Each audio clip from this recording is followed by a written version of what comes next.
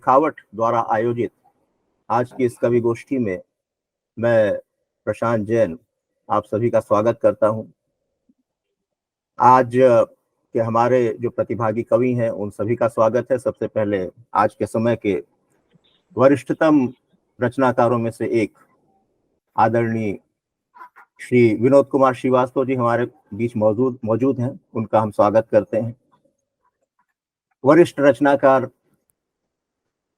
आलोचक आदरणीय श्री विनोद दास जी हमारे बीच उपस्थित हैं, उनका भी हार्दिक स्वागत है। और वरिष्ठ कवयित्री रीता दास राम भी आज हमारे बीच मौजूद हैं, उनका भी हम स्वागत करते हैं। हृदेश मयंक जी मुंबई के एक वरिष्ठ नागरिक ही नहीं बल्कि जागरूक रचनाकार और बहुत क्रियाशील रचनाकार कहें, वो आज ऑडियंस के रूप में इस सभा में उपस्थित हैं। मयंक जी का भी हार्दिक स्वागत है। इसके अलावा स्क्रीन पर तो नहीं देख पा रहा हूं, लेकिन कुछ और प्रतिभागी कौशल किशोर जी अभी अभी ज्वाइन किए हैं। सर, आपका स्वागत है।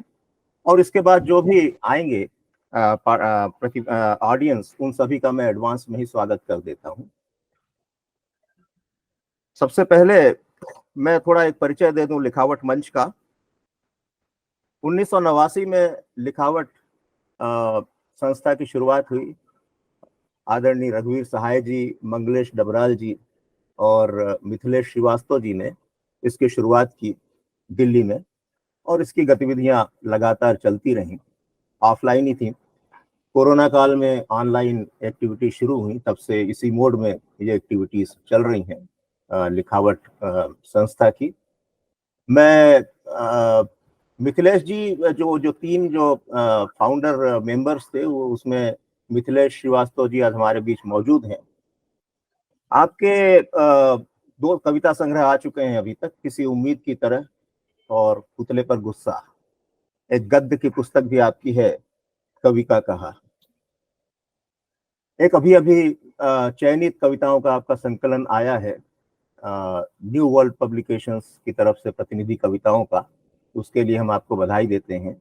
और मैं मिथिलेश जी को बुलाता हूं कि थोड़ा वो लिखावट के बारे में हम सबको बताएं। धन्यवाद प्रशांत जी। एक बार आप कंफर्म करेंगे कि मेरी आवाज आ रही है? जी सर, आवाज आ रही, बिल्कुल ठीक। प्रिय विनोद कुमार श्रीवास्तव जी, विनोद दास जी,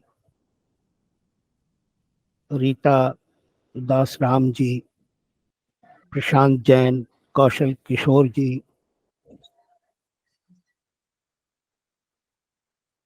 आज का यह कार्यक्रम महत्वपूर्ण है दो अर्थों में। एक कि एक हमारे पुराने मित्र विनोद कुमार श्रीवास्तव जी को मैं बरसों बाद इस चैनल के माध्यम से देख रहा हूं। मुझे याद है विनोद कुमार श्रीवास्तव जी उन्हीं दिनों दिल्ली में पोस्टेड थे जिन दिनों लिखावट की शुरुआत हुई थी। थोड़ा आगे पीछे हो सकता है। और जब वो दिल्ली में थे तभी उनका पहला कविता संग्रह आया था, और जो नामवर सिंह से लेकर और तमाम साहित्यिक सर्कलों में उसकी बहुत चर्चा रही। किन्हीं कारणों से उसके बाद विनोद कुमार श्रीवास्तव जी जब दिल्ली से बाहर चले गए तो उनसे संपर्क तो नहीं रहा, लेकिन एक मित्र का, एक कवि का संपर्क में रहना जरूरी नहीं होता है। कवि तो अपनी कविताओं के माध्यम से, अपनी रचनाशीलता के माध्यम से समाज और मनुष्य के लिए जो वह सोचता है, अच्छा सोचता है, उसके माध्यम से हम जुड़े रहते हैं। अभी मैं पिछले दिनों मुंबई आया था तो सोचा कि विनोद दास जी से, विनोद कुमार श्रीवास्तव जी से मुलाकात करूंगा। लेकिन मैं मुंबई देर से पहुंचा और समय का अभाव रहा। तो आज हम उनको इस माध्यम से देख रहे हैं।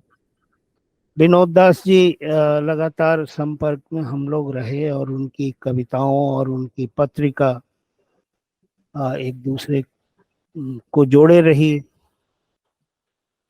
आज की तीसरी कवियत्री रीता दास राम जी आज पहली बार लिखावट के इस कार्यक्रम में आई हैं।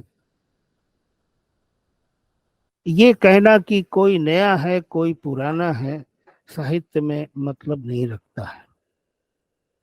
रीता दास राम की सक्रियता मैं महसूस कर सकता हूँ, उनके लेखन से, उनके कविता से, हर तरह से वो सक्रिय हैं। और वह सक्रियता मुंबई से लेके दिल्ली तक एक धमक बनाई हुई है।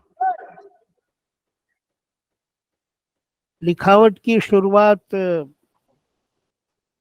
एक दिन अचानक हो गई, कोई बहुत विचार विमर्श नहीं हुआ। रघुवीर सहाय उन दिनों पत्रकारिता से एक तरह से रिटायरमेंट ले चुके थे या रिटायर करा दिए गए थे। रघुवीर साहब बहुत ही लोकतांत्रिक और संवाद रखने वाले व्यक्ति थे। तो और उसी परंपरा के कवि मंगलेश डबराल भी लोकतांत्रिक और संवाद बनाए रखने की इच्छा इन दोनों कवियों में बहुत गहरे थी। तो एक दिन रघुवीर सहाय ने कहा कि हमें एक पत्रिका निकालनी चाहिए।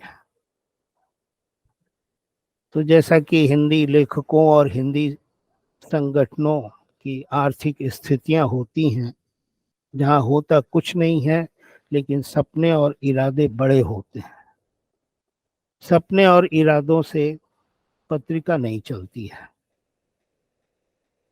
तो फिर मंगलेश डबराल, रघुवीर साहब और मैंने तय किया कि एक ऐसा हम लोग माध्यम बनाएं जिसमें विचार विमर्श हो, संवाद हो, एक दूसरे की बातें सुने, एक दूसरे के बारे में बातें करें। और इस तरह से लिखावट की शुरुआत हुई और लिखावट की अनौपचारिक गोष्ठियां शुरू हुई।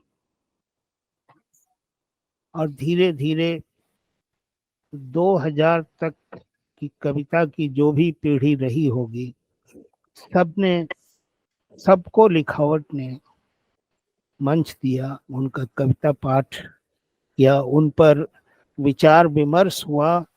और तमाम तरह, और सबसे बड़ी घटना जो हुई लिखावट, वह घटना ये हुई कि 9 दिसंबर 1990 9 दिसंबर 1990 रघुवीर सहाय 60 साल के हुए थे और लिखावट ने उनका जन्मदिन मनाया।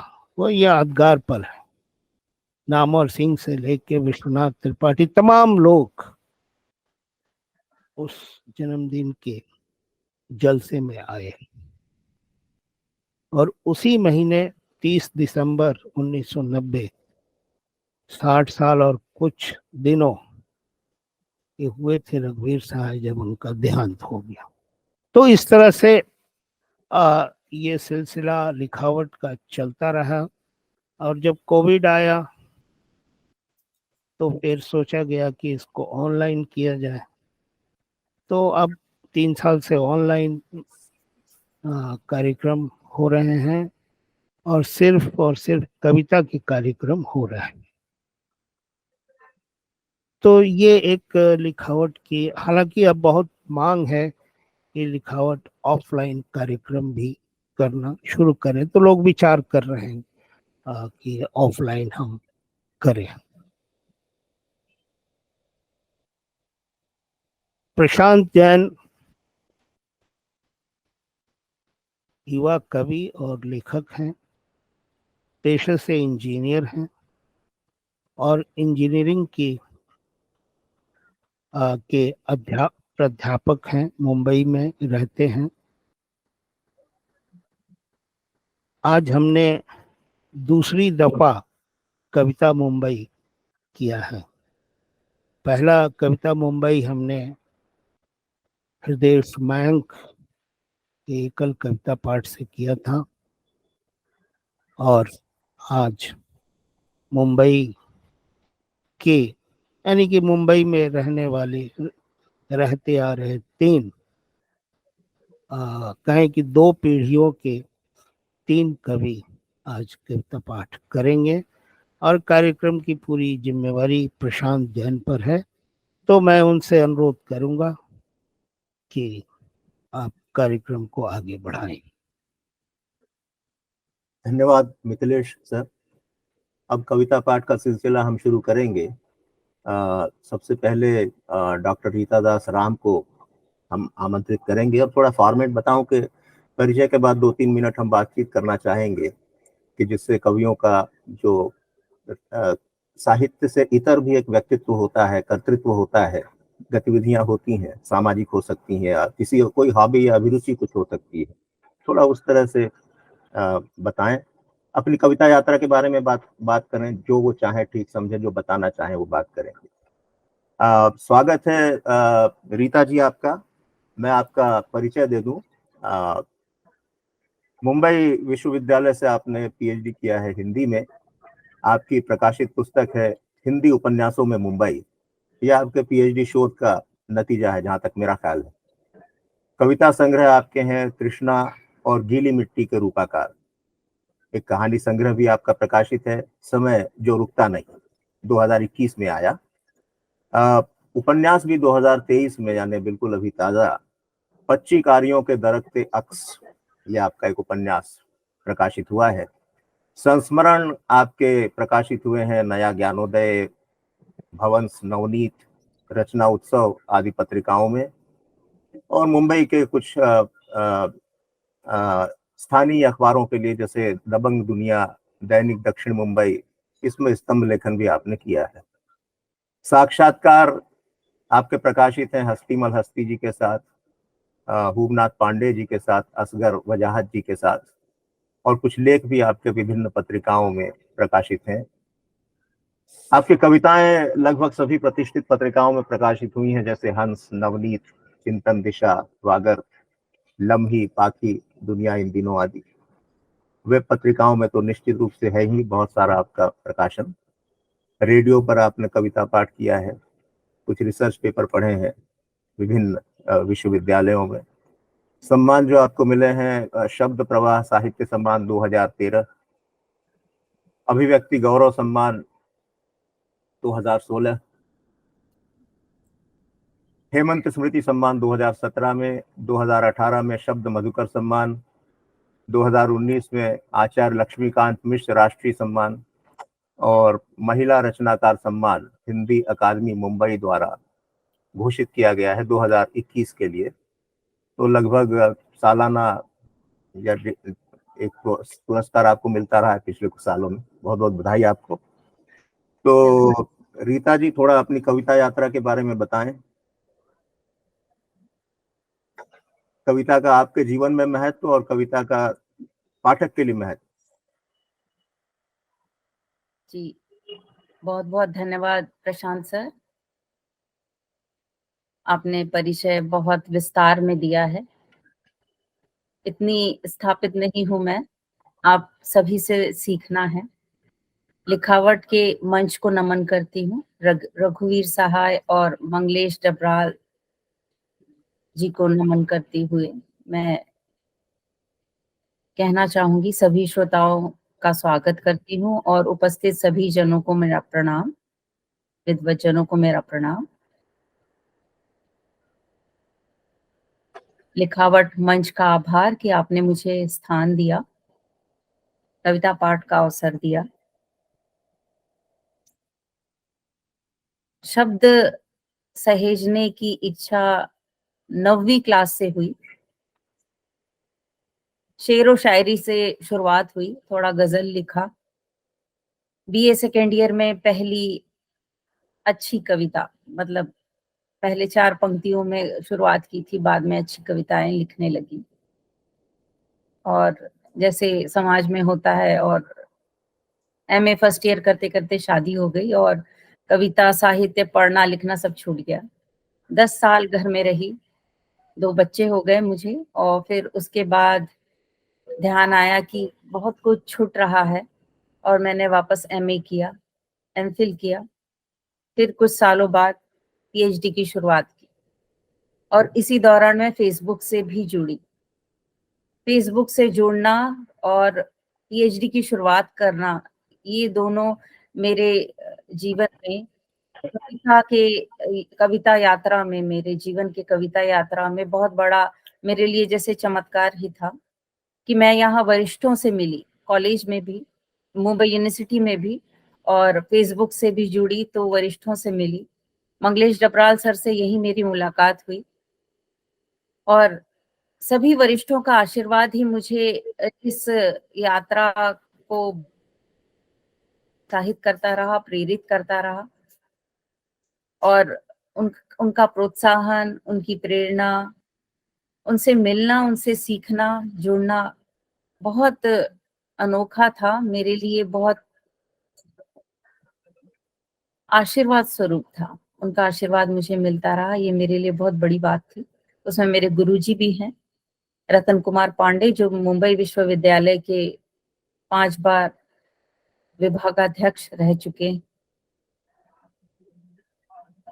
और पीएचडी के दौरान मैंने कविता में सहेजे जाने वाले शब्दों की गहराइयों को महसूस किया। साहित्य से जुड़कर मैं उस हद तक उतर पाऊंगी या नहीं, ये मैं नहीं जानती। वरिष्ठों को पढ़ा है, मुक्ति बोध, तुलसीदास, कबीरदास से लेके तो विदेशी साहित्य में भी काफी रुचि रही है। रूस के साहित्य पढ़ती रही, अनुवाद ही पढ़ती रही, क्योंकि इंग्लिश में उतना मेरा ये नहीं है, इंग्लिश मेरी साफ नहीं है। हिंदी में मैंने काफी उनके अनुवाद पढ़े, और विदेशी रचनाकारों पर भी मेरी दृष्टि रही। विनोद दास जी के वॉल पर काफी अनुवाद मैं देखती रही, और वरिष्ठों से जुड़कर मुझे उनका आशीर्वाद मिला, और मेरी साहित्यिक यात्रा कविता के रूप में आगे बढ़ी, और कविता में रुचि ही मेरी मुख्य है। बाकी कहानी और आगे की यात्रा के लिए भी बहुत अपने बहुत आप। शुभकामनाएं। जी, बहुत बहुत धन्यवाद। जी जी। अब हम आप शुरू करें अपना काव्य पाठ जी जी अगले अगले 10 मिनट के लिए। जी जी जी बिल्कुल। मेरा समय पूरा होते ही मुझे टोकिएगा जरूर। मेरी पहली कविता है बुद्ध और दत्त। चले गए तुम बुद्ध घर से, चले गए तुम बुद्ध घर से, समाज को कर किनारा। तब से पुरुष घर से बाहर खड़े हैं चौराहे पर, देवत्व के लिए। अपनी अथक शक्ति से जीते हुए मर मर कर सींच रही है यशोधराएं राहुल और परिवार।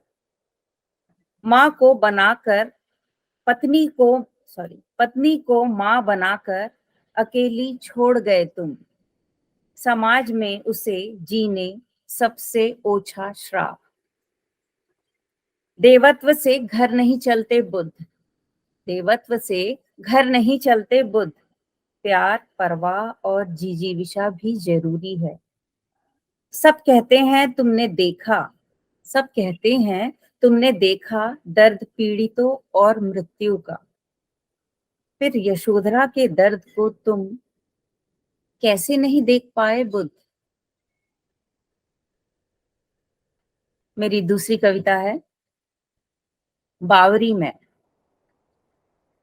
बावरी नहीं थी, नहीं गिरी मैं, ढाई गई थी तोड़ा गया रूप में मेरे आस्था को। बावरी नहीं थी, नहीं गिरी मैं, ढाई गई थी, तोड़ा गया रूप में मेरे आस्था को। वो गिरा रहे थे मुझे बरसों पहले, दबे मुद्दों के लिए नाराज होकर, जिसकी शुरुआत का इल्म भी शंकित। कब, कहाँ, कैसे, पर कई सारे प्रश्नों की बुनियाद पर ही सही गिराया गया मुझे। गिराने के बाद भी ठीक उस तारीख को बार बार याद की जाती हूँ। विचारों में हूँ इतिहास की तरह, ठीक वैसे जैसे गांधी विचारों में। गोली मारने के बाद भी नहीं मरते। देख रही हूँ जिंदा रहना कितना मुश्किल है, और मरना भी कहाँ आसान।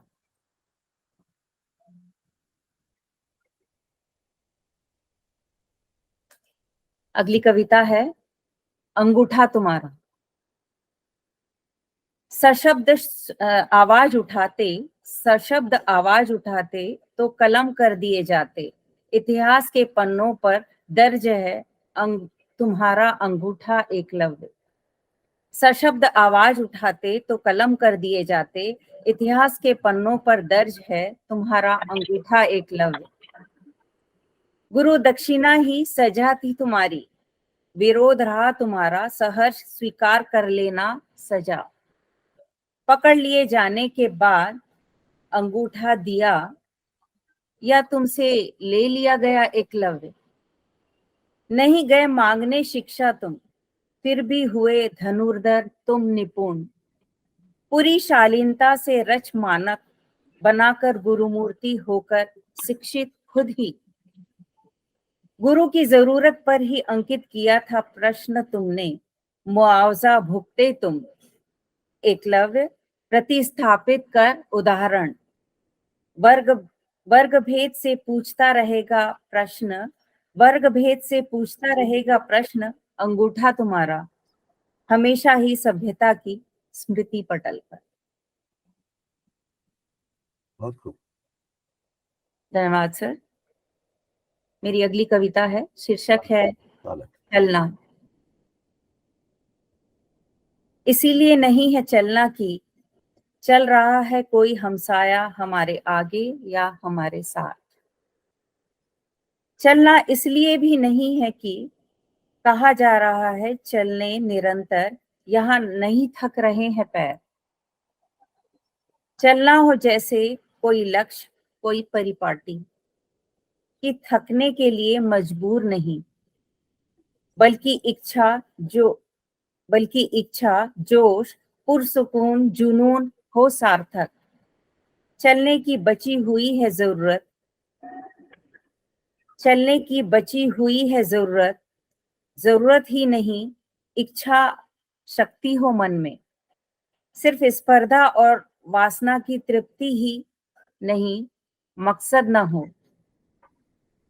हो चलना जरूरी कि कई चलने वालों को मिलती रहे राहें।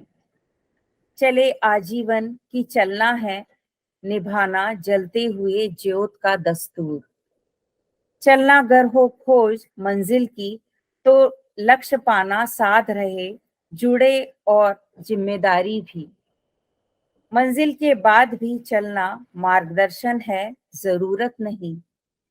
अंधकार में जैसे जगमगाना बांटना उम्मीद, भविष्य से तारतम्य जोड़ने की कवायद। लक्ष्य का गुणात्मक बदलाव हो सकता है। विश्लेषण करना लेना है श्वास, मुट्ठी में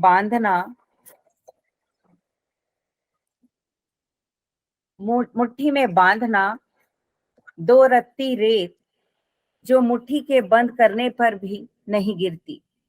चलना हो चलना, भागना नहीं अंत की ओर। चलना हो चलते जाना जब तक ना थके हम अनंत। चलना हो चलना सिर्फ पाना ही नहीं, चलना हो चलना सिर्फ पाना नहीं हो, तृप्ति का एहसास भी। बहुत खूब। धन्यवाद सर।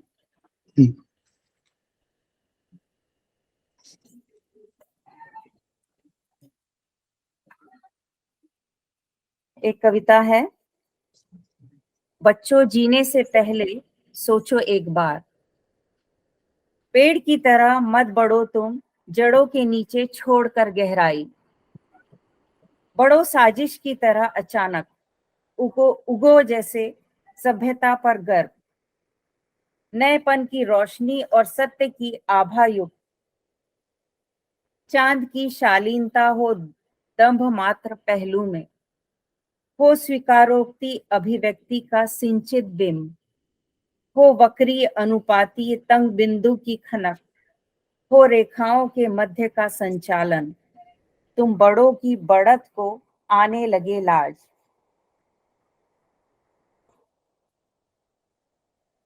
बढ़ते रहो कि नाप का टूटे अभिमान, शेष न कोई बिंदु जो रिक्त का मानदेय हो। देखो कि दीप की ज्योति का सच सिर्फ जलना न हो, फैलो की प्रकाश का फैल कर अंधेरे से मिलना न हो। प्रकाश और अंधेरे के बीच की दीवार न हो विस्तारित, कि दोनों की व्याख्याएं गूंजने का सबब ढूंढती रह जाए। देखो कि क्या यह देखना है जरूरी कि सत्य की गूंज लौटकर आए उसी रूप में हो प्रकाश की प्रखरता, उसी रूप में हो जीना भ्रम नहीं, हो बनी वैसे ही जीने की चाह। आदमी आदमी को पहचानता तो हो। बच्चों, जीने से पहले सोचो एक बार। बहुत बढ़िया।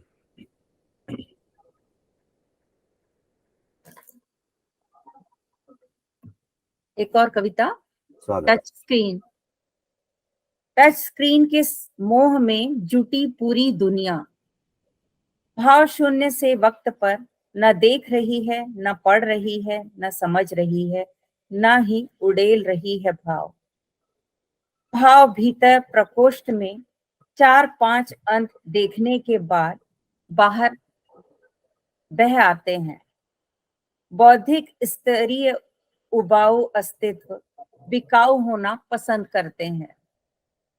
हम करते हैं पसंद पूरा होना आसान टुकड़ों में बटे होकर, और पूरी होती है छत के बिना, हो जाती है दीवार पूरी नेह के बिना।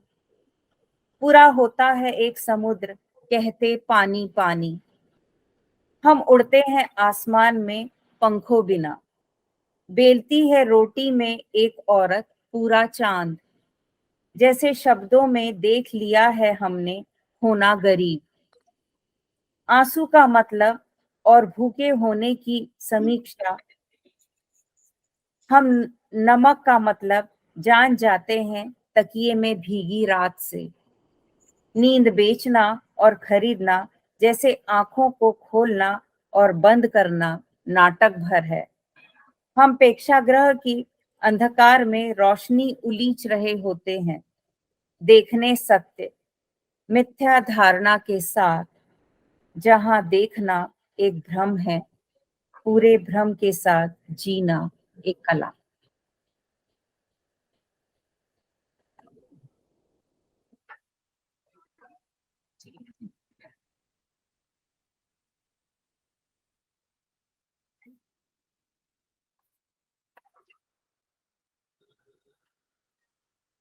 बहुत ईमानदारी से जीने की सजा मिलती है। मेरी अगली कविता है। बहुत ईमानदारी से जीने की सजा मिलती है। सजा मिलती है कह देने से सच को सच की तरह, और झूठ को कर देने से सरेआम। कह देने से उल्टे को उल्टा, और यह कि सीधे का मतलब सीधा होता है। हंसते हैं लोग इस तरह से कौन जीता है भला, हंसते हैं लोग कि इस तरह से कौन जीता है भला। दरअसल चीजें आपस में इतनी गुथी होती है कि अमूमन समझना कठिन होता है। क्या है सच और झूठ क्या है, बताना क्या और क्या नहीं बताना, या कि छुपाना है। ऐसा करने के पीछे जो मकसद है उसका छुपाया जाना कितना वाजिब है? क्या बताने से सब गड़बड़ हो जाता है और कैसे बताने से लगता है सच सच की तरह? सभी जानते हैं गलत की तरह दिखने वाली चीजें गलत नहीं होती। दरअसल सही सही की तरह नहीं दिखाई देता और गलत को गलत कैसे कह दें समझ में नहीं आता। हम सही गलत की पहचान खो चुके हैं या पहचानना नहीं चाहते।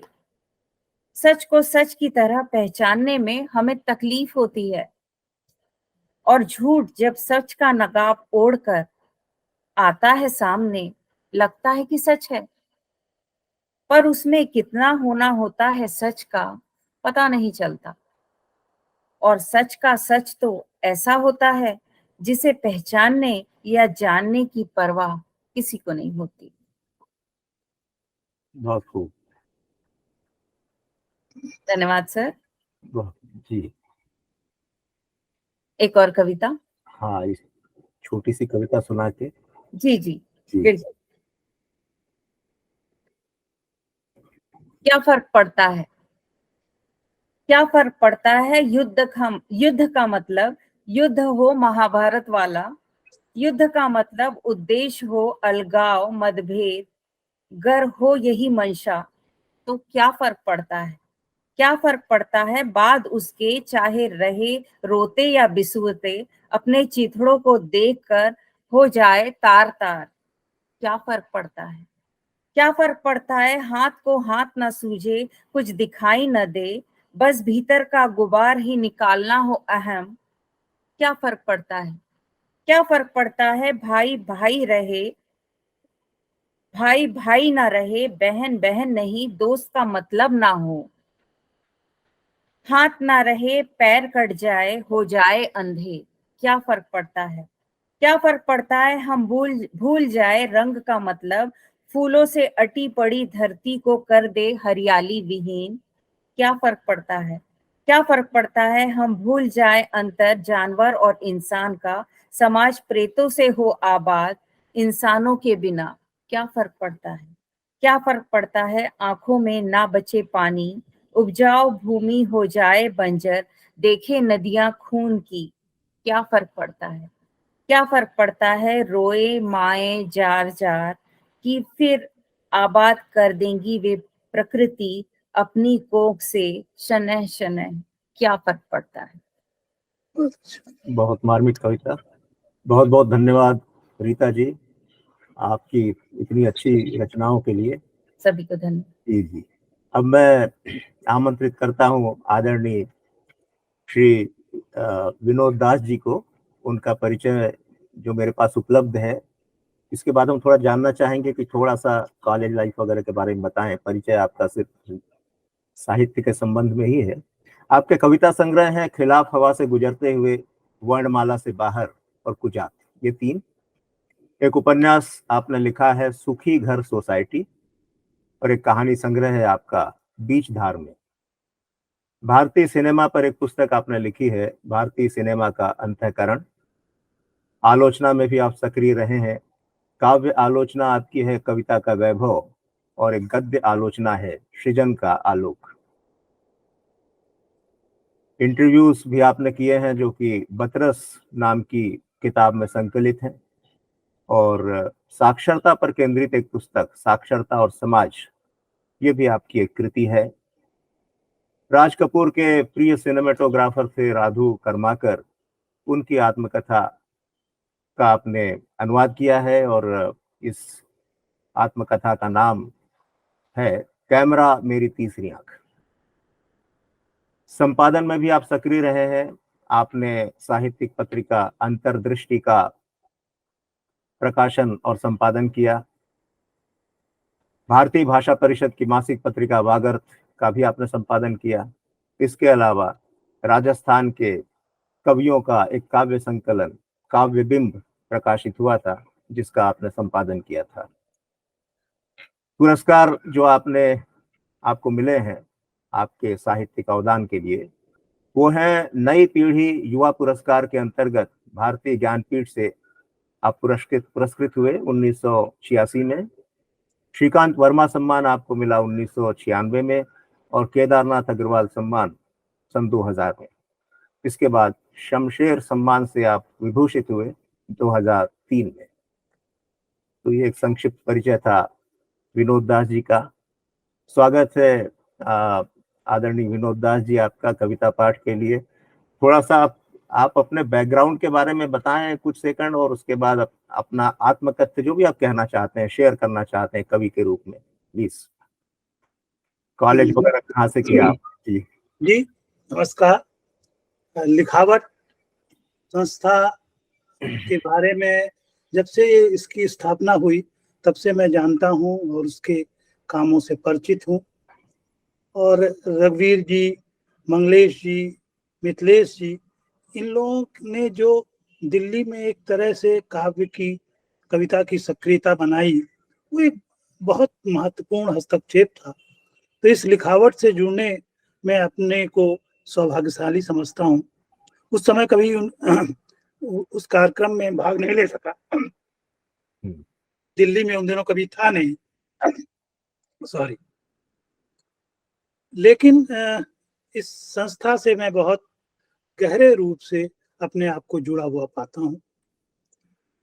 जहाँ तक मित्रों बात है, मेरे परिचय के बारे में बता ही दिया है प्रशांत जी ने काफी विस्तार से।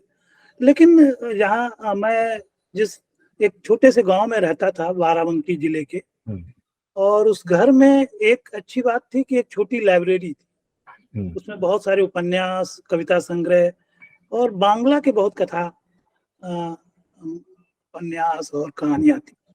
तो मैं उपन्यासों को पढ़ने के लिए अच्छा नहीं माना जाता था, तो मैं चोरी से पढ़ता था। इस तरह पढ़ने की एक इच्छा जागृत हुई। लेकिन जहां तक कविता का सवाल है, मुझे लगता है कि अक्षर ज्ञान के बाद जो पहली लय भरी कविता कोई रही होगी वो हनुमान चालीसा रही होगी, जो मेरे पिताजी ने मुझको दी। तो हनुमान चालीसा से एक तरह से लय और संगीत जो कविता का, तुलसीदास जैसे बड़े कवि से संपर्क बना हनुमान चालीसा के माध्यम से। लेकिन जो मुझे सबसे अधिक आनंद आता था वो आता था आल्हा पढ़ने में। लोक जीवन का जो महाकाव्य है एक तरह का, और जब आल्हा पढ़ता था तो मुझे लगता था कि ये वाकई उसको पढ़ते समय एक संवेदना और उसका जो आवे वो सब बहुत मोहित करता था। लेकिन कविता से अधिक मुझे कथा पसंद थी। और आज जो मैं कविता में, कई बार आपको लगेगा कि मैं कथा कह रहा हूँ, और कथा में कई बार मैं कविताएं लिखता हूँ। तो इस तरह की एक स्थिति है। लेकिन मुझे लगता है कि जो शुरुआत हुई वो जब मैं पढ़ रहा था तो मैंने एक संस्था बनाई बाराबंकी में, और उसमें गोष्ठियां करनी शुरू की। और बाराबंकी से लखनऊ की दूरी बहुत नहीं है, तो वहाँ जब मैं पोस्ट ग्रेजुएशन करने गया तो वहाँ के लेखकों से बड़ा मेरा परिचय हुआ। पूर्ण नारायण, मुद्रा राक्षस, श्रीलाल शुक्ल, बहुत सारे वहाँ पर जो उपस्थित थे, यशपाल, इन सभी लोगों से परिचय हुआ और उनसे संपर्क बना। उन लोगों ने एक तरह से मुझे, जो भी आज मैं हूँ, उन लोगों के कारण, उनके संपर्क के कारण, और अपने उन्होंने बताया क्या पढ़ना चाहिए। इसका एक लाभ ये हुआ कि जो साहित्य का एक अंडरवर्ल्ड होता है, कई बार आप जान देंगे, उससे मेरा कोई संपर्क नहीं रहा। मेरा संपर्क सीधे अच्छे साहित्य से बना, जो कि होना चाहिए था। मुझे लगता है अंडरवर्ल्ड जानना बहुत जरूरी है, लेकिन वो नहीं जान पाया मैं। तो सीधे साहित्य से ही मेरी संपर्क बना रहा। जहाँ तक कविता की बात है, मुझे लगता है मुझे कविता पढ़नी चाहिए और मैं कविता पाठ करूंगा। इस तरह पहला संग्रह मेरा 86 में आया, जैसा कि आपने बताया, और वो पुरस्कृत भी भारतीय ज्ञानपीठ से हुआ। उससे पहले बहुत सारी पत्र पत्रिकाओं, अखबारों, सब में मैं कवि के रूप में छप चुका था। कविताएं मेरी छप चुकी थी। पहल में छपी थी, आवेग में छपी थी, वसुधा में छपी थी। जितनी भी पत्रिकाएं उस समय की साहित्यिक थी, जनसत्ता में मंगलेश जी ने छापी थी, और नवभारत टाइम्स में भी छपी थी, सभी अखबारों पत्रिकाओं में छपती थी। और जो विविध जो चीजें क्षेत्रों में मेरी रुचि बनी, वो सब लखनऊ के जो संपर्क थे उनके कारणों से बनी। उन लोगों ने बताया कि सिर्फ कविता ही नहीं, दुनिया में और भी बहुत सारी चीजें हैं, उससे आपको संपर्क बनाए रखना चाहिए और उसमें काम करना चाहिए। तो मित्रों, मैं अपनी कविताएं 2-3 पढ़ूंगा। स्वागत है सर, स्वागत है। सबसे पहले एक कविता है जो मैं पढ़ना चाहता हूं, कवि का काम।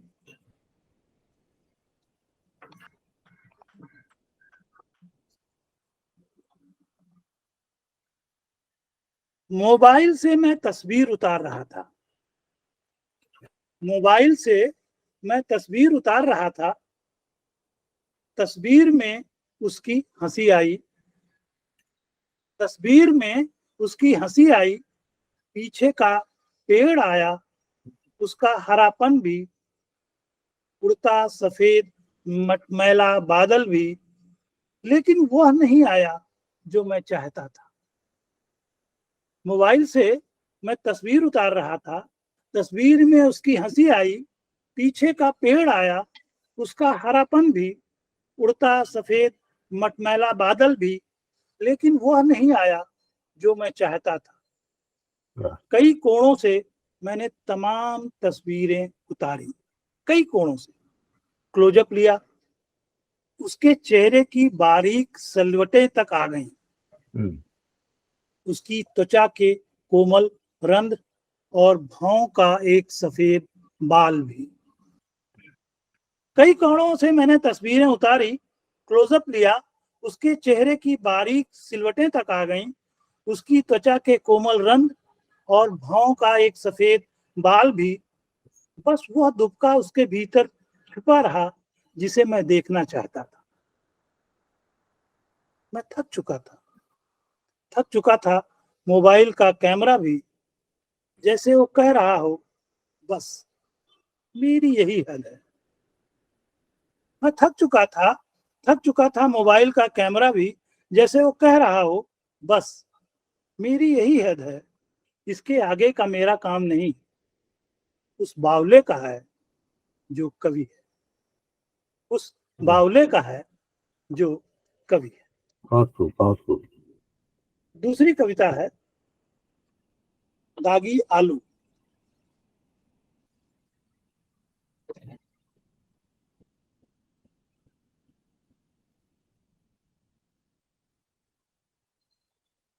छिलकों के साथ मैं फेंकने जा रहा था दागी आलू, छिलकों के साथ मैं फेंकने जा रहा था दागी आलू।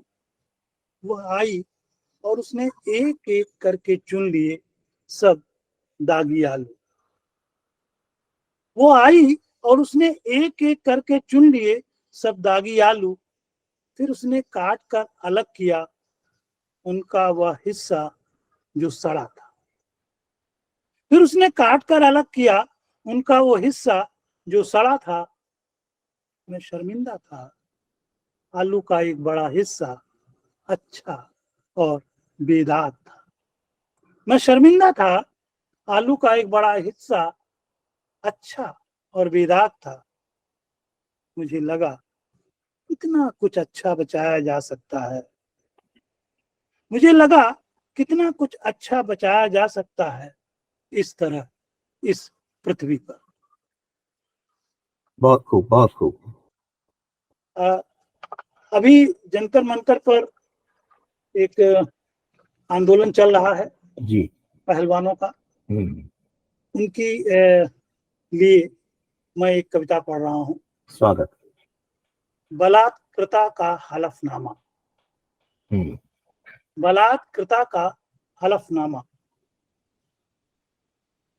नहीं नहीं, बिल्कुल नहीं, नहीं नहीं, बिल्कुल नहीं। इस समय मैं कतई नहीं रोऊंगी, आंसू बहाकर मैं भीगी माचिस नहीं बनना चाहती। नहीं नहीं, बिल्कुल नहीं, इस समय मैं कतई नहीं रोऊंगी, आंसू बहाकर मैं भीगी माचिस नहीं बनना चाहती। अपनी बेतरतीब जिंदगी की तरह मैं कुछ बेतरतीब वार बताना चाहती हूँ। प्यार से नहीं भूल से पैदा संतान के लिए, प्यार से नहीं भूल से पैदा संतान के लिए खतरा अधिकतर आसपास होता है और इसकी शुरुआत बहुत पहले मेरे घर से ही हो चुकी थी। प्यार से नहीं भूल से पैदा संतान के लिए खतरा अधिकतर आसपास होता है और इसकी शुरुआत बहुत पहले मेरे घर से ही हो चुकी थी। अक्षर ज्ञान के पहले से ही मैं पढ़ने लगी थी। नेत्रहीनों की तरह कामातुर स्पर्श, जब मामा चाचा सौतेले भाई रिश्तों की आड़ में बन जाते थे मर्द। बहुत पहले ही मेरे घर से ही हो चुकी थी। अक्षर ज्ञान के पहले से ही मैं पढ़ने लगी थी। नेत्रहीनों की तरह कामातुर स्पर्श, जब मामा चाचा सौतेले भाई रिश्तों की आड़ में बन जाते थे मर्द। जलेबी, लेमन जूस या अंधेरे के खेलों के खतरों का मुझे तो क्या, मेरी माँ तक को भी पता न चलता जब तक उल्टियां नहीं होती या खून से लथपथ नहीं मिलता मेरा अंतर्वस्त्र। क्या ये वासना थी? क्या ये वासना थी? वासना क्या होती है इतनी अल्पायु में, भला मैं क्या जानती। जैसे मैं नहीं जानती वो पागल स्त्री जो उभरे बड़े पेट के साथ देश के हर शहर में किसी चौराहे के पास जूठे पत्तल चाटती हुई मिल जाती है। वासना क्या होती है इतनी अल्पायु में, भला मैं क्या जानती। जैसे नहीं जानती वो पागल स्त्री जो उभरे बड़े पेट के साथ देश के हर शहर में किसी चौराहे के पास जूठे पत्तल चाटती हुई मिली जाती। बस जब वो छूते तो लगता कि कोई छिपकली मेरे अंगों पर रेंग रही है, नितंबों पर चिकोटियां काट रही हैं चींटियां। बस ट्रेन की भीड़ में, मेले बाजार की धक्का मुक्की में वे बिलबिलाते तिलचट्टे की तरह मुझे छूते छूते सरसराते केचुए की तरह। बलात्कार सिर्फ लिंग से ही नहीं होते, आंखों से भी होते। सृष्टि में सबसे अधिक बलात्कार कल्पना में होते। बलात्कार सिर्फ लिंग से नहीं होते, आंखों से भी होते। सृष्टि में सबसे अधिक बलात्कार कल्पना में होते। इनके अनंत चेहरे थे। कोई गणित ट्विटर के वेश में आता, अखबार के बहाने नोचने लगता वक्ष। कोई संगीत गुरु तबले की तरह बजाने लगता मेरी देह। कोई तरक्की का झांसा देकर केबिन में चबा लेता ओंठ। कोई अभिनेत्री बनने का लालच देकर खेलता देह प्रेम का खेल। बाबा फकीरों की बात ही अलग थी। संतान सुख देने के बहाने उतार देता था अंग से पूरे वस्त्र। शौहर के बारे में मैं कुछ नहीं कहूंगी, अवमानना का मुकदमा चल जाएगा मुझ पर। न्यायालय ही देता है शौहर को बलात्कार की छूट। जलती सिगरेट के दाग की तरह मेरी आत्मा पर इनके दंश के इतने पक्के निशान कि अंतिम समय मेरी अस्थियों के साथ जाएंगे। गरीब दलित सखियों के बारे में मैं क्या कहूं, कांपता है कलेजा। गरीब दलित सखियों के बारे में मैं क्या कहूं, कांपता है कलेजा। ये सखियां ऊंची जातियों के लिए नापदान हैं, फिर भी आम की मुफ्त चटनी से भी ज्यादा सवर्णों को लगती है इनकी देह चटपटी। खेत खलियान में रौंदने के लिए ये उनकी केल बिस्तर हैं। खेत खलियान में रौंदने के लिए ये उनकी केल बिस्तर हैं। ना नुकुर या चूं चरा करने पर उनके प्रतिशोध का सामान है। आपके किताबी लफ्जों में कहूं तो इनकी खामोश चीखों से लिखा जाता है उनके वर्चस्व और पौरुष का इतिहास। गाय से भी कम इनका है महत्व। तो चाहे घर में झाड़ू पोछा करती छमिया हो या फसल काटती धनिया। गाय से भी कम है इनका महत्व।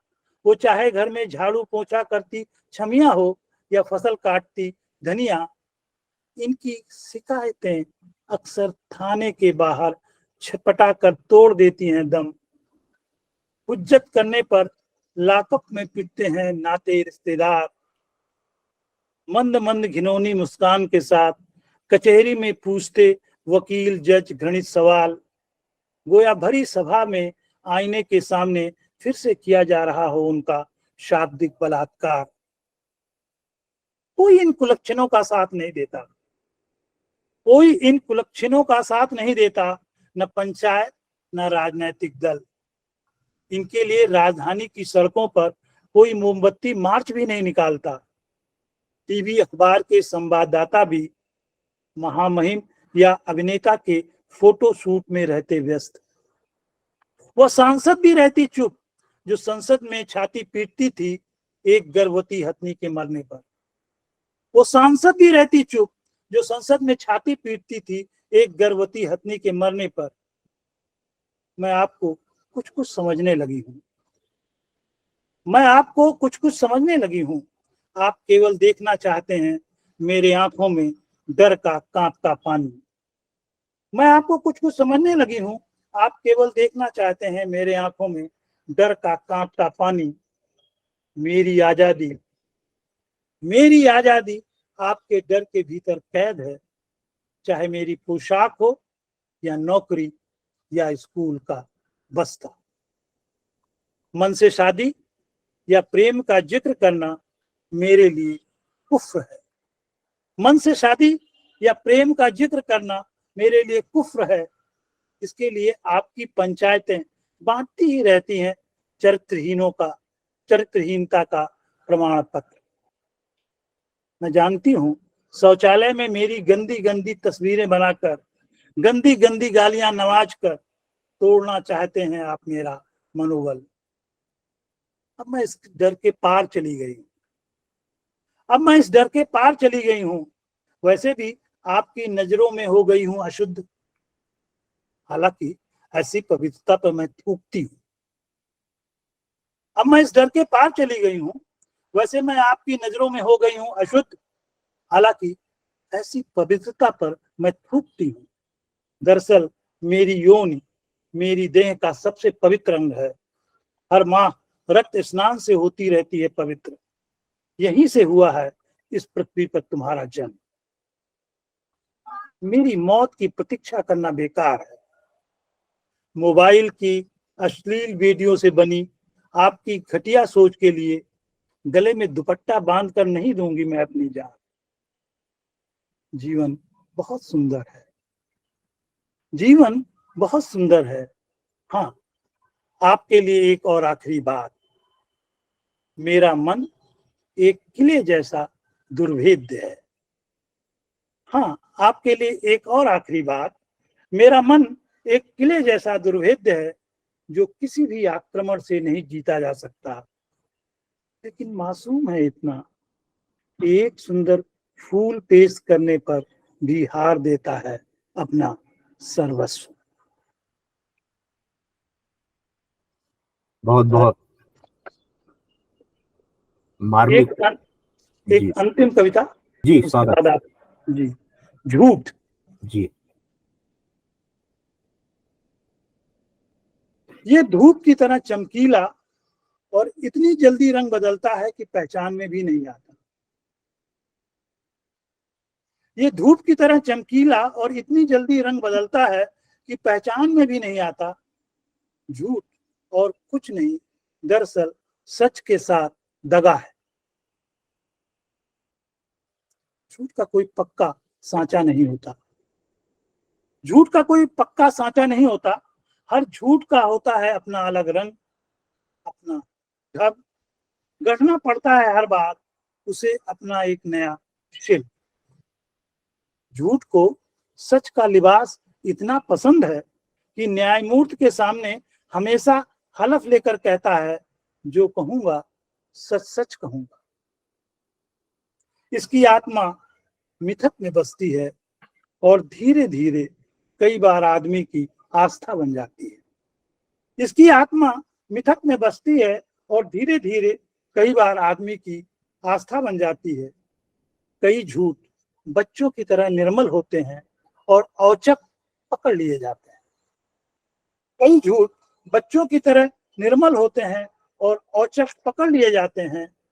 कई झूठ पेशेवर शातिर अफीम की तरह इतने खतरनाक कि राज मुकुट पहनकर देश को नींद में सुला देते हैं।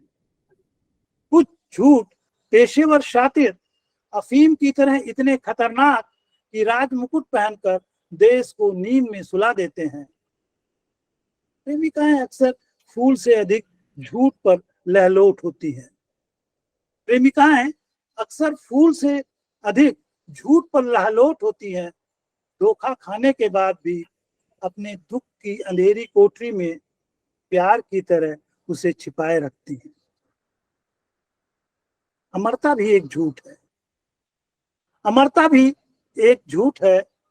ये बात झूठे कभी नहीं जानते और झूठी प्रशंसा के तकिए पर सोते हुए अमरता का सपना देखते रहते हैं। अमरता भी एक झूठ है। ये बात झूठे कभी नहीं जानते और झूठी प्रशंसा के तकिए पर सोते हुए अमरता का सपना देखते रहते हैं। उद्यम प्रेमियों की तरह झूठ को प्रिय होता है आंकड़ों से सहवास। उद्यम प्रेमियों की तरह झूठ को प्रिय होता है आंकड़ों से सहवास और उनकी नाजायज संततियां देश के विकास का इतिहास लिखती हैं। सरकारी झूठ श्लोक की तरह होते हैं पवित्र। सरकारी झूठ श्लोक की तरह होते हैं पवित्र। अफवाह की तरह उनके होते हैं हजारहा मुंह।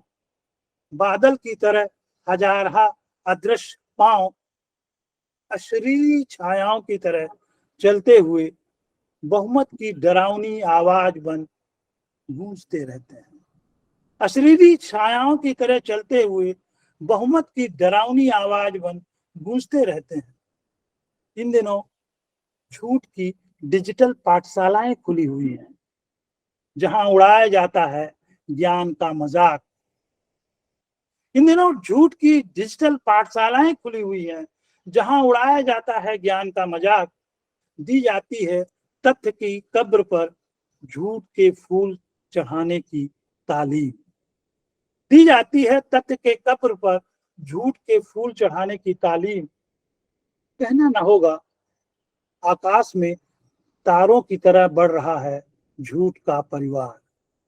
कहना न होगा आकाश में तारों की तरह बढ़ रहा है झूठ का परिवार। फिर भी वो अक्सर असुरक्षित और डरा रहता है। जब कोई वीर बालक कहता है उसे नंगा, भेज दिया जाता है उसे फौरन कारागार। ये दिलचस्प है। एक कथाकार लिखित रूप में घोषणा करता है कि उसकी कृति सिर्फ झूठ है। ये दिलचस्प है। एक कथाकार लिखित रूप में घोषणा करता है कि उसकी कृति सिर्फ झूठ है और विस्मित पाठक कई बार कहता है नहीं नहीं, लेखक भरमा रहा है, यही तो है जिंदगी के सच का इतिहास। नहीं नहीं, लेखक भरमा रहा है, यही तो है जिंदगी के सच का इतिहास।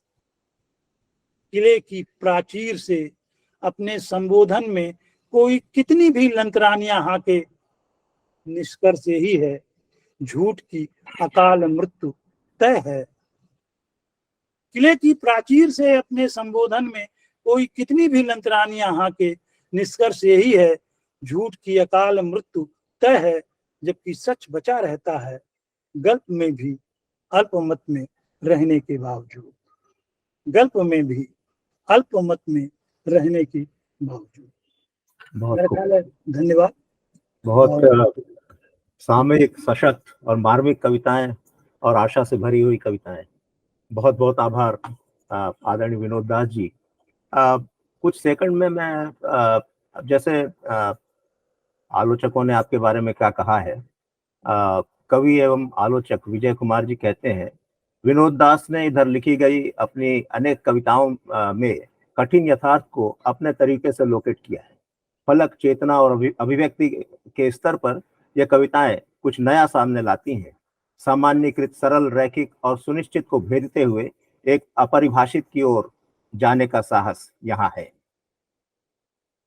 स्वप्निल श्रीवास्तव जी कहते हैं, विनोद की कविता पाठकों को महज हताश या स्तब्ध नहीं करती, विचलित भी करती है, उकसाती भी है। महत्वपूर्ण वह इस अर्थ में है कि यह दृश्यांकन भर नहीं है, वह एक जीवन दृष्टि और जीवन आस्था पर स्वीकृति की मुहर लगाती है। तो इस तरह से धन्यवाद जी इन दोनों साथियों को। जी जी मैं अब आमंत्रित करता हूं वरिष्ठ रचनाकार जिन्होंने कविता और गद्य में समान रूप से अपनी लेखनी चलाई है, श्री विनोद कुमार, आदरणीय श्री विनोद कुमार श्रीवास्तव जी को। उनका एक परिचय, असल में परिचय तो बड़ी मुश्किल से मिला, सर तो भेज ही नहीं रहे थे। फिर एक जनरल इंट्रोडक्शन आया उनकी तरफ से और मैंने उसको अपने तरह से कंपाइल किया है। आप मूलतः इलाहाबाद के हैं लेकिन अब मुंबई के स्थायी निवासी हैं।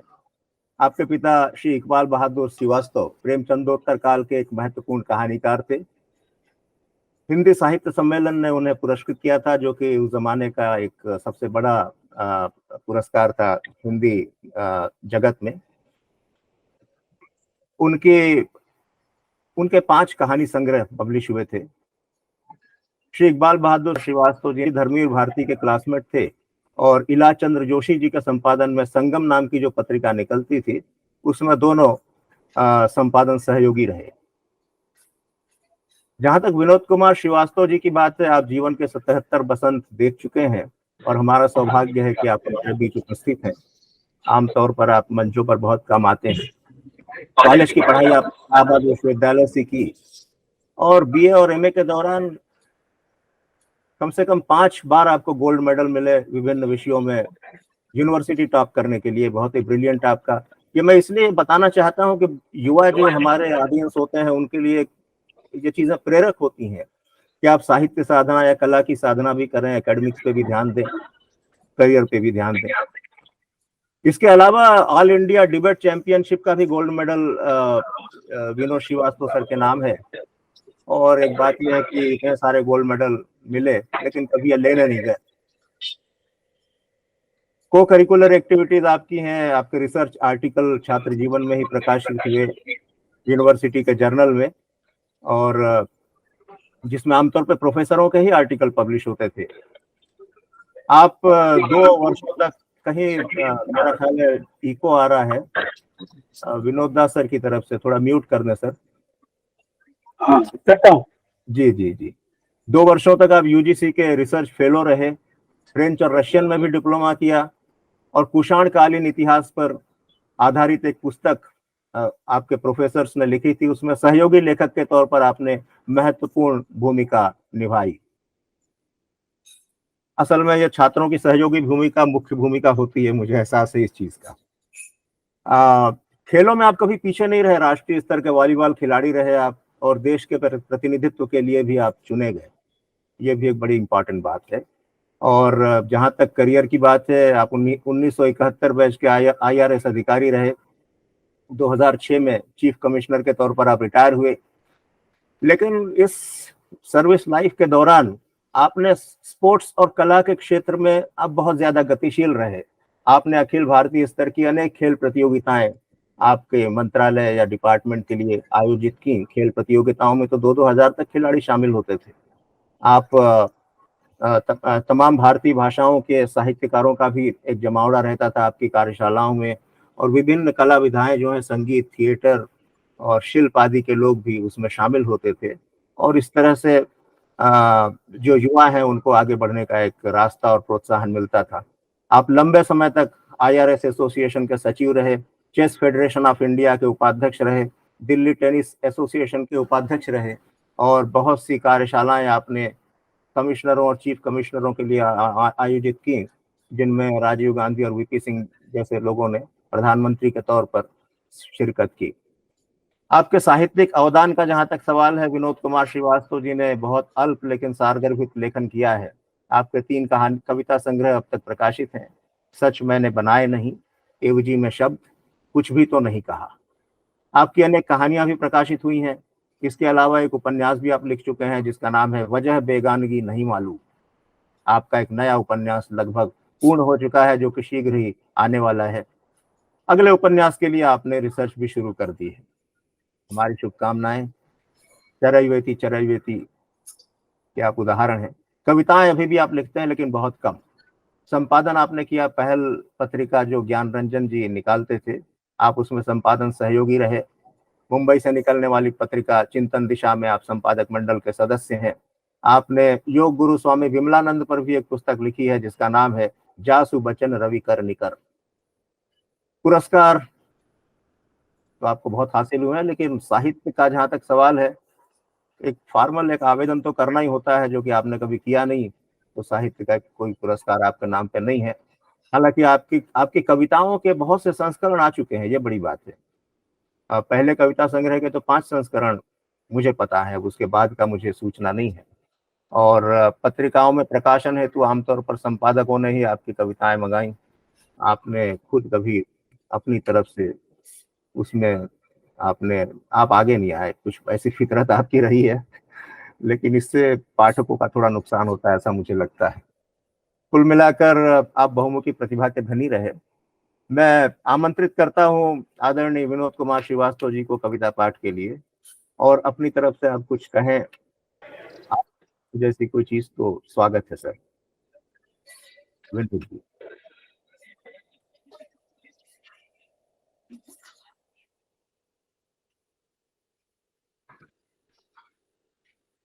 कविता से पहले मैं धन्यवाद देना चाहता हूँ श्री हृदयेश मयंक, श्री मिथिलेश श्रीवास्तव और श्री प्रशांत जैन को, जो मुझ जैसे प्रसंगच्युत आदमी की कविता सुनना चाहते थे। लगता है मित्र की जगह मैं मयंक जी की कमजोरी हो गया हूं। बाकी कविताएं सुन लीजिए। आज कोशिश करूंगा कुछ वर्बोस कविताएं सुनाने की। स्वागत। पहली कविता है अंधेरा। सूचना बरस रही है, आंधी तूफान और बारिश की तरह। रोशनी इतनी कि आंखें बंद हो जाएं। अब नहीं बच रहे जीवन में कोई रहस्य। इतना भयानक है सब कुछ जान लेना कि हत्यारे आते कहां से हैं और फिर जाते कहां। कि कितनी जगह, कम जगह बच रही इस दुनिया में जीवन के लिए, कि उस जीवन में कितनी कम जगह बची है विश्वास के लिए। तो क्या हम चुप हो जाएं? चुप जैसे भयानक। दूसरी कविता है इस विकासशील देश की इस बेला में। जैसे हम जान गए कि हमारा राष्ट्रीय पक्षी मोर है, पंख नोचे जाने के बावजूद। हम यह भी जानते हैं कि हमारा राष्ट्रीय शौक है एक दूसरे का मुंह नोचना, बातचीत या फिर बहस के नाम पर। फिर भी अगर तुम मान ही बैठे हो कि अपने इस जनतंत्र में बोलने की आजादी है, तो मुंह खोलने से पहले कुतर्कों का अपना खजाना दिखाओ। तर्कों का सुर बहुत मध्यम होता है, खासकर अच्छे दिनों की हवा और ढोल बाजे में। बोलने की कुव्वत जुटा भी लो तो फिर जाति की समस्या पर बोलने से पहले अपनी जाति बताओ। रंग या धर्म पर बोलने से पहले बताओ तुम अपने रंग और धर्म के बारे में। स्त्री या पुरुष की समस्या पर बोलने से पहले अपना लिंग बताओ। इसी तरह समलैंगिकों के बारे में, अमीरी और गरीबी के बारे में बोलने से पहले अपनी आय बताओ। इसी तरह राजनीति के बारे में, या फिर चलो किसी भी विषय पर कुछ भी कहने से पहले वह जगह दिखाओ जहां तुम रहने दिए गए थोड़े भी असंदिग्ध। वाह, बहुत खूब, बहुत खूब, बहुत बढ़िया। अगली कविता है मातृसत्ता।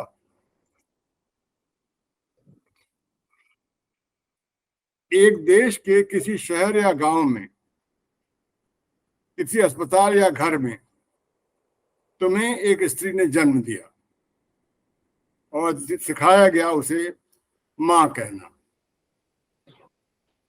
पहचानना जब शुरू किया अपने घर और जमीन, सिखाया गया यह जमीन भी तुम्हारी मां है,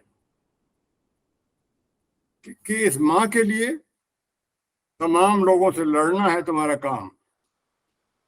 चिल्लाते हुए यह मंत्र कि वह जो अपनी मां का ना हुआ वो किस काम का।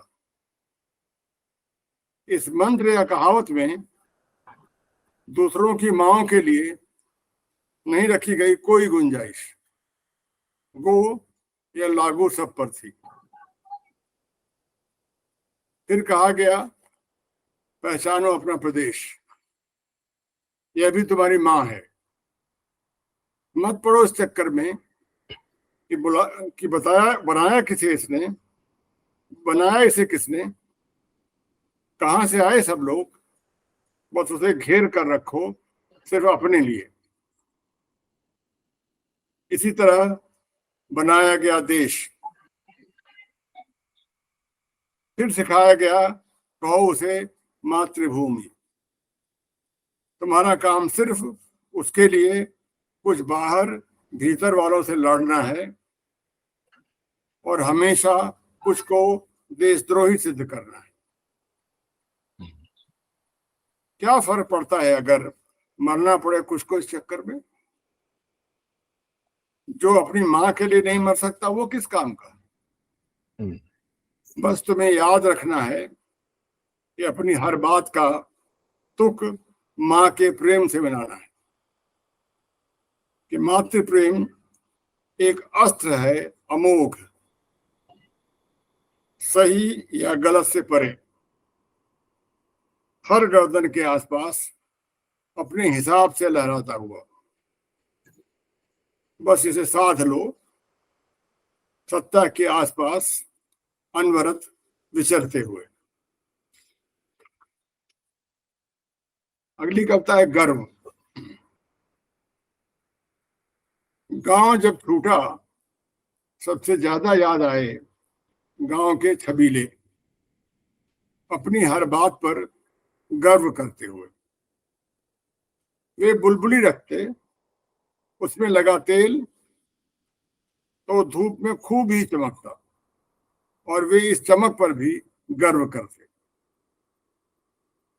उनकी लाठियों को देखकर ही लगता कितना तेल पिलाया है उन्होंने।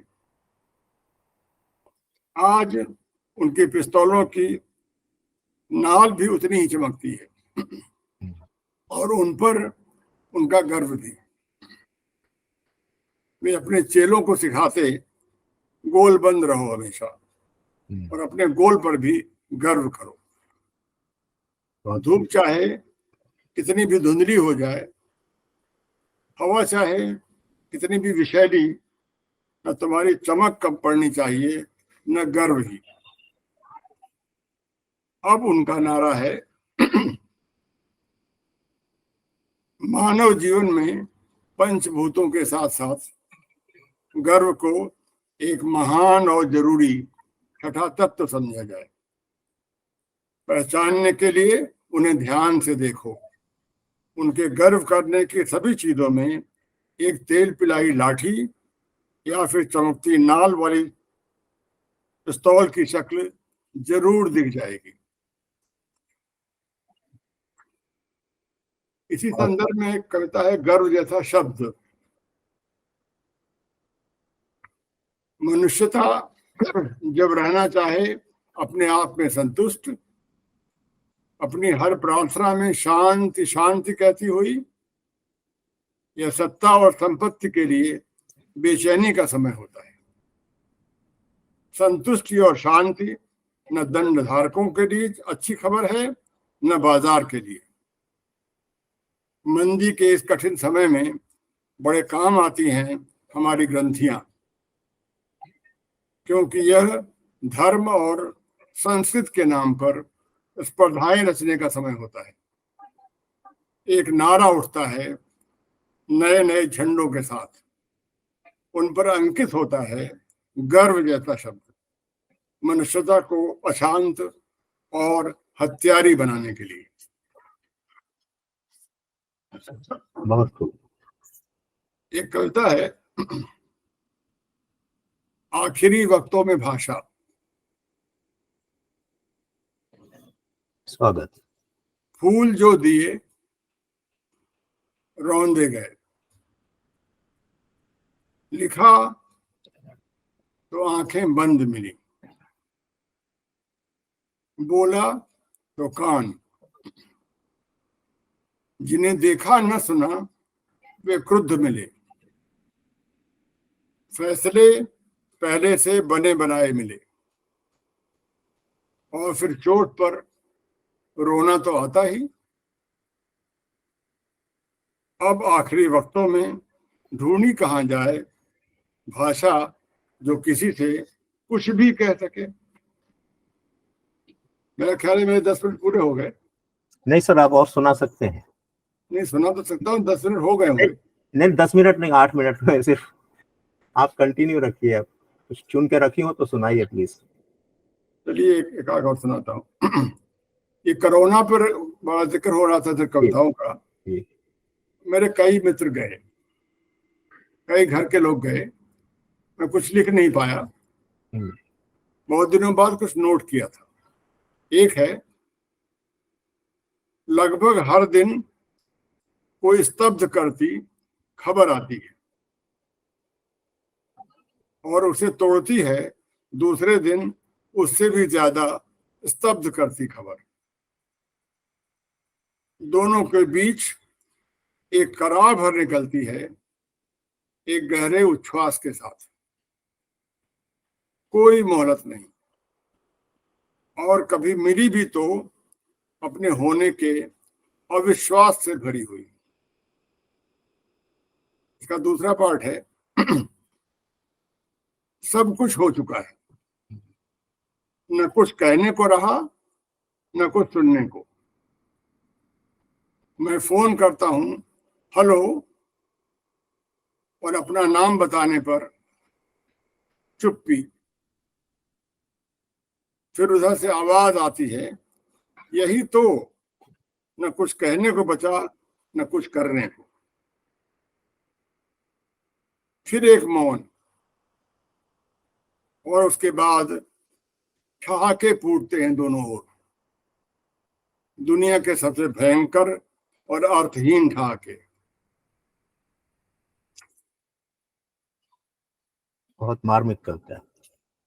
एक कविता है, अंतराल। लोगों ने कोई भद्दा काम कर डाला है और अपराधी घोषित होने से पहले क्षमा याचना भी कर ली है। भद्दे काम करने और माफी मांगने के बीच के समय को क्या निरपराध माना जाए? इस बीच के समय में ही धकेल दी जाती है धरती एक नर्क से दूसरे नर्क की ओर। खींची जाती हैं नई सीमाएं, बदली जाती हैं असंख्य तकदीरें। इतिहास में दर्ज हैं कृत्यों से पहले और बेशर्मी अख्तियार करने के बाद के समय। बीच के समय की चर्चा नहीं होती। क्या बात। संगीत में आने वाले या फिर कविता में दो शब्दों के बीच बजने वाले अंतरालों का क्या रह जाता है मतलब, जबकि इसी अंतराल में ही टिकी हुई हो आदमी और आदमियत की बात, और फिर समय की सारी बेचैनी। मैं समझता हूँ 12 मिनट हो गए। और एक सुना दीजिए सर, एक सुना दीजिए, फिर पता नहीं कब आपसे मुलाकात होगी मंच पे। हाँ? फिर पता नहीं कब ये मौका आएगा आपकी कविताएं सुनने का, एक सुना दीजिए। और वो तो मैं भी नहीं जानता।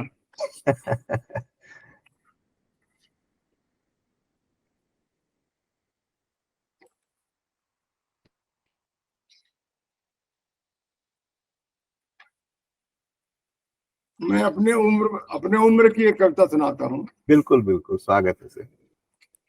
और बूढ़े होते बूढ़े, बूढ़े पाए जाते हैं दुनिया के हर कोनों में, और अधिक बूढ़े होते हुए। कभी कोई उन्हें रोटी देता है, करुणा या दया, या फिर उनके द्वारा ही सिखाए गए कर्तव्य बोध के सुकून में डूबते हुए। कभी लोग प्रेम दिखाते हैं तो प्रबुद्ध होने का एहसास चेहरा दे ही देता है। सहायता करते समय विनय से दोहरा होता लोगों का शरीर उन्हें कमान सा दिख ही जाता है। शिकारत सहना बूढ़ों के लिए शायद सबसे आसान होता है, करुणा दया या प्रेम के असीमित दर्प से। बहुत मार खाने पर जो रो देते हैं, उन्हें अपने बूढ़े होने पर कम यकीन होता है। बूढ़े प्रकृति के नियम को खूब जानते हैं, कभी कभी चर्चा भी करते हैं दार्शनिकों के स्वांग में। वे कब बूढ़े हो गए और कब लाचार, इसका ठीक ठीक उन्हें अनुमान ही नहीं लग पाया। उनका भविष्यहीन प्रेम पकड़े गए अपराधी सा लगता है। सहज न रह पाने की कमजोरी झोलती दुनिया के खिलाफ उनका अकेले और चुपचाप और बूढ़े होते जाना सबसे बड़ा और भयानक विद्रोह है। बहुत मार्मिक कविता, बहुत बहुत शुक्रिया आपका। अब देखें आलोचक क्या कहते हैं विनोद कुमार श्रीवास्तव जी की कविता के बारे में। वरिष्ठ आलोचक डॉक्टर विश्वनाथ त्रिपाठी कहते हैं, विनोद कुमार श्रीवास्तव की कविताएं मितभाषी हैं। यह मितभाषिता रचना दृष्टि और कौशल है कथ्य को सुरक्षित रखने का। बोलत बोलत बढ़े विकारा, सत्य की रक्षा का आग्रह करने वाली कविता कम बोलती है। सच यानी संप्रेष्य, संवेदना, जो अच्छा है वह बचा रहे, इसके प्रयास में कविता न चौंकाती है न बढ़ चढ़कर बोलती है।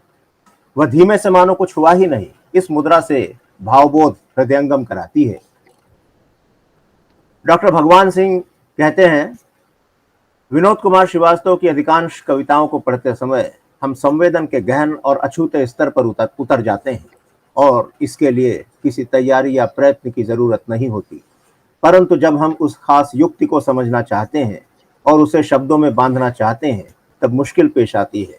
कहें ये पाठक के लिए कठिनाई नहीं पैदा करती, अपितु आलोचक के लिए कठिनाई पैदा करती हैं।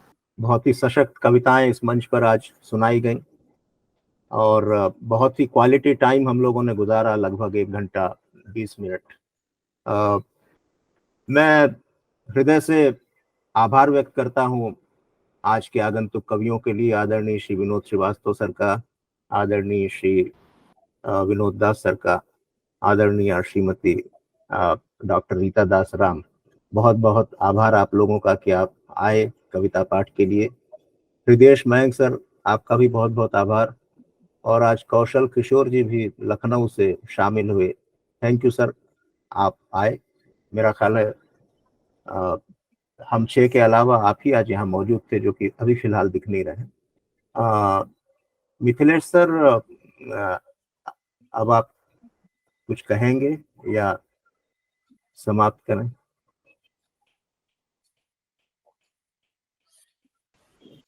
अब आप समाप्त करें। जी जी ठीक है, बहुत बहुत शुक्रिया। हाँ हाँ सर, कुछ कहना चाहते हैं आप सरदार जी होते तो मैं कहता कि 12 कब के बज गए। जी जी। बहुत बढ़िया। और विनोद दास सर, आपने भी हैंड रेस किया था, मुझे याद आ रहा है बीच में। नहीं वो सिर्फ टेस्ट कर रहा था जी जी जी जी। ओके ओके, ठीक है, शुक्रिया आप सबका, बहुत बहुत शुक्रिया। हम लोग मिलेंगे इसके बाद। सबको बहुत बहुत नमस्कार। जी जी। मिथिलेश दोबारा शर्मा का आभार, प्रशांत सर, और आप सभी का आभार मुझे सुनने नमस्कार। के लिए। नमस्कार नमस्कार।